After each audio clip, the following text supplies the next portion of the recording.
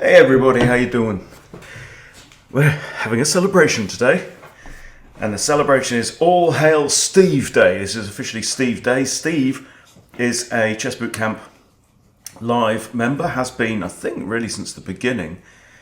And this is Steve's rapid rating. He's gone from starting point of below 450, and he's just hit 1,000.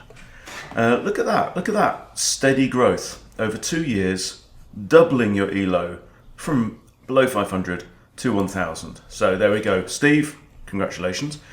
And we're going to see how it was done. Okay, so Steve here has the black pieces. I have not seen this game yet. Against RCK787 from Puerto Rico, my heart's devotion. Oh, let it sink back in the ocean. Okay. Let's go, shall we? Okay, so RCK is rated 969. We've got an E4. Oh, is this the perk? Yeah, potentially Philidor. Yeah, it's the perk, okay. We have knight F3. Knight out. Okay, we could still fianchetto this bishop. Important thing here is, in the Indian games, if you do this, you've got to have your pawn on d6 to de-encourage IC5, kicking your knight away. Okay, fair enough. Other knight comes out. There we go, g6. Yeah, no. Not sure about this one from white. It can be met with tempo with c6, which could well be something black wants to do anyway. And then this, with the kind of classical Dutch setup. Well, it would be if the pawn was there and that one wasn't. Okay, so we go c6. Yeah, I mean it's tempting to put your knight there, but then you're pinning your knight, or your bishop there, but then you might get traded off. Why not just have the tempo and the free little bit of space? Okay, in this instance, I wouldn't double kick because you're creating a backwards pawn here. Maybe. So I haven't got eval or lines shown here. Okay, Steve carries on with the fianchetto. Makes perfect sense. We have d3 from white. We have castles, and now pinning the knight. Okay, this is good because the knight's in the pin, right? But it's a different prospect before your opponent's castle, because here white has the option of going either way.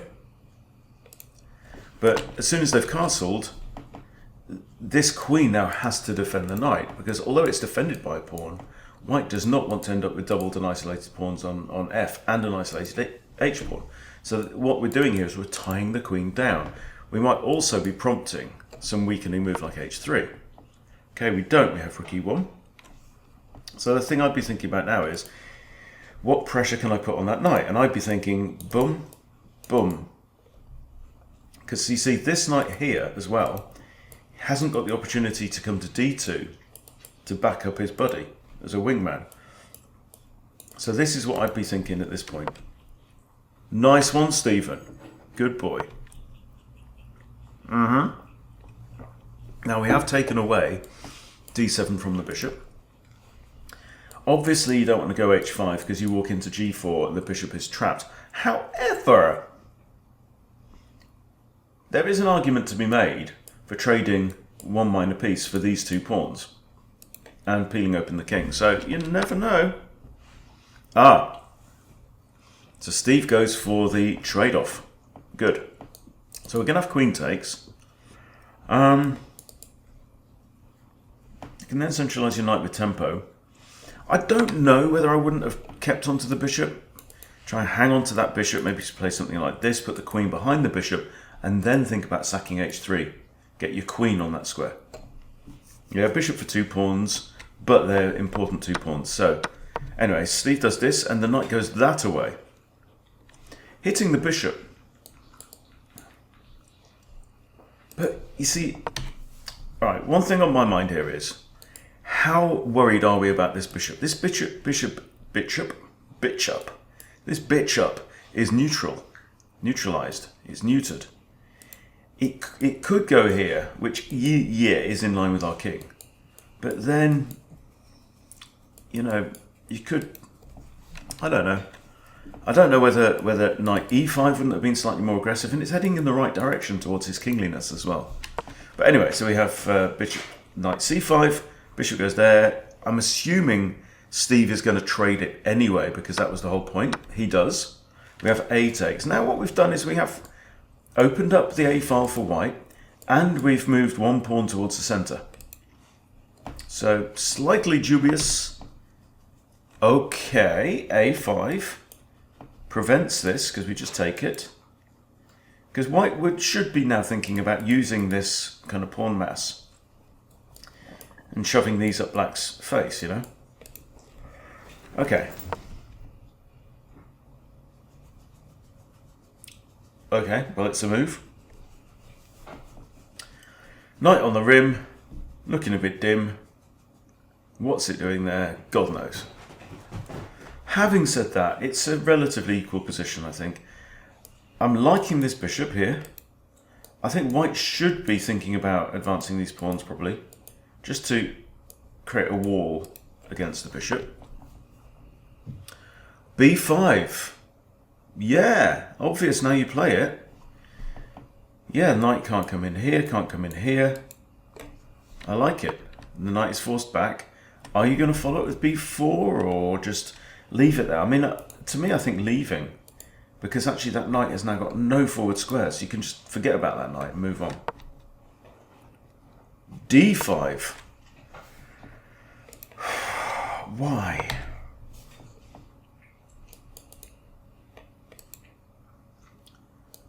You open up the center. I'm not sure about d5. Because I'm quite liking this stepped pawn structure. I don't know, something about it feels, you know, and creating a backwards pawn here, remember, as well. Okay, technically this is a backwards pawn already, but it could move to there, and that. And then we've got a big king kahuna, connect 4 on the dark squares. Yeah, I'm not convinced with d5. Knight takes, okay. And there's a whole load of swapskis. Queen comes in, maybe kind of targeting this. That was defended anyway. E6 looks right natural here, of course. Okay. Still kind of equal. This pawn can't even move, so there's no real threat to that rook just yet. I don't know. I don't know. What would I take here? It's kind of equal. Okay. Right, now we're starting to chip away, maybe. Okay. And white is doing the right thing. That's what I said. Blunting this bishop here. Rook e8. Queen comes in. Now this does put double attacks on a5, but it is also double defended as well. So we're not sweating just yet. I might consider a move like queen c7 here. Maybe rook e b8 to tell the queen to, oi, skedaddle. Okay, well we propose a trade of queens and we trade queens. Okay, now El Tensione is in this part of the board, isn't it? We've got tension here.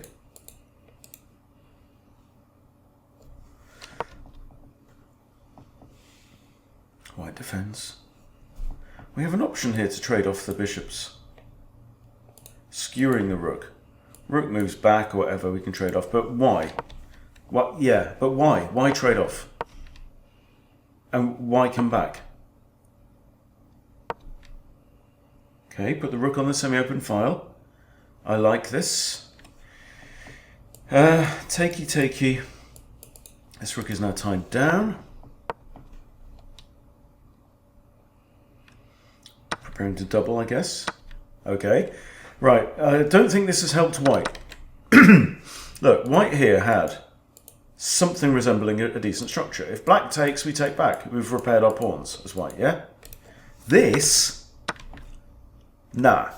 Because what you've got is one stubborn pawn on black side that is preventing any movement from these two completely blocked in, concreted pawns. This rook's going to come here. King goes there. King starts to centralize as well.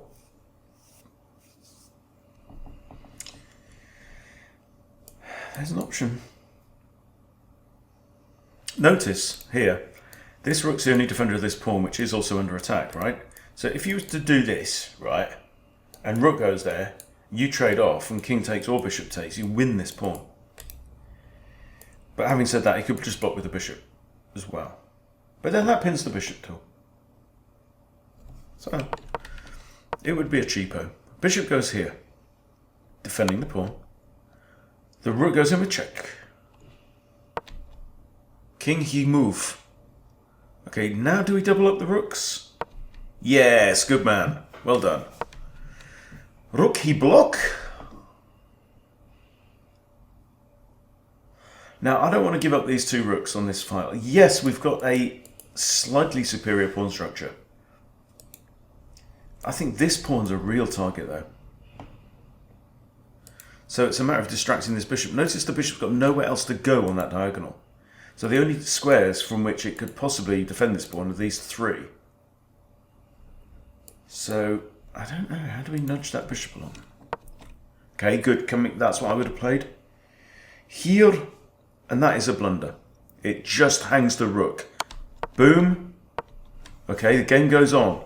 Right? You know, wait long enough, guys, and a blunder will come along. Brilliant. And Steve did it. Steve hung in there. And now, yes, perfect. This is a fork. We're threatening to trade rooks, which is not in white's interest. And in fact, the rook can't go anywhere. It's pinned. And this is another fork, and we're going to win a pawn. Yay! And another one. Woohoo! And a bishop. And now you can resign. But of course you're not going to. And everything falls, and everyone dies. And it's going to go on to checkmate. Nope. Okay, and this is now a walk, and you can do this with king and rook now. And now it's rook here, because the king, because of the king's force field that goes all the way around the king, right? This king now can't progress into any of these squares, and then when the rook goes here, we're covering all of these. Therefore, the king has to move backwards. In it.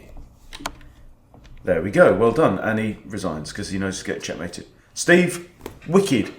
Let's have a look at the game review. For black, 89.4. Whoa. Excellent opening, excellent middle game, solid end game. Wow, that was something, in the words of Tom Jones. I liked what you did. 89.4. And it's only given him, excuse me, 1550 accuracy, but that's considering he's 1000 rated, right? So let me show you. Chess.com is getting on my tits. Okay? And I won't lie. So, we do this. We go to another anal cyst board. Bring this up. So what chess.com have said now, which is annoying me, right? Is, where's it say white elo and black elo? It's in there we go, okay. Right. What they're doing now is because they buggered about with the ratings and they're insisting on anchoring your performance in a game to your baseline elo, which I think is stupid. And I don't agree, and I never have. And I've said from the start, I don't like it. I said, I don't believe it. They messing about. Anyway, so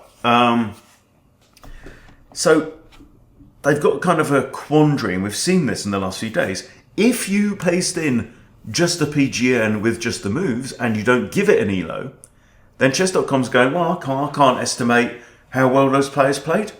I can give you an accuracy, I can't give you a guess the elo. Which is dumb. It's dumb as a bag of hammers. Okay? Now let's say that the players are rated 12,600. No, let's say the players were both rated 1,600, okay, in this game, which is not unreasonable for around 90 performance. We see this, okay? I do this, and now chess.com goes, well, it's the same accuracy. It's going to be the same accuracy, yes? 83 and 89.4. Now Steve played at 2,000. All right. What's this, 1550? Because it's Steve. But if you were a 1600 player, I think you played it. Now that's just not right, chess.com. So you can roll it up and you can stuff it up your fish-flavoured bottom. I don't like it. I don't approve. Oh dear, oh dear. Because look, here's the thing. This game that Steve played at 89.4 accuracy, it's an 89.4 game, right? Now, what this means is, okay, let's say if I put it in that both players are 300, it would have gone, oh, you played at 1,000 accuracy. And that's just not fair, you know? Because can't a 1,000 player have a game at 2,200? Right? Now, according to chess.com, it's impossible. You cannot play like a 22. Well, you can. You can play. You can be a beginner. You can be very talented. You can have a low elo, right? A low rating on chess.com. Or you can just play out of your skin. You can have an amazing game. You can have some luck. You can guess at some moves. Still means you can play at 2,200, 2,300. Why not? So chess.com, I disapprove. But we'll work with it. And at least we know now that we can just fudge the thing. Right? You just paste it into a new analysis board, pull some ELO out of your arse, and get something approximating a impartial judgment. But anyway, none of that takes away from my mate Steve's performance. And that's what we do. That's what we do, Chess Bootcamp Live. We like to celebrate our wins and our successes. And this is, you know, this is nice. This is what you get when you study. You get steady growth. And it doesn't matter whether you're starting from 500 or you're starting from 1,500 or 1,000, right? You know, study your chess and keep working at it. You will improve. Okay, so Steve, congratulations. And to you, thank you for your time. Hope you enjoyed it. Thanks for watching. See you soon.